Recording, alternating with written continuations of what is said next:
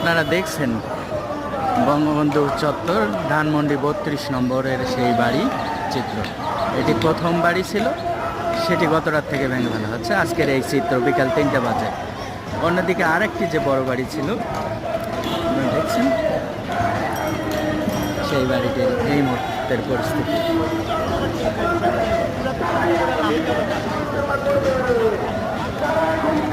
একদম ভুতুড়ে পরিবেশ মনে হচ্ছে, সচক্ষে না দেখলে বোঝার মতো নয়। একদম ভুতুড়ে পরিবেশ তো মনে হচ্ছে কোনো হলিউড বলিউড মুভির শুটিং চলছে সেখানে।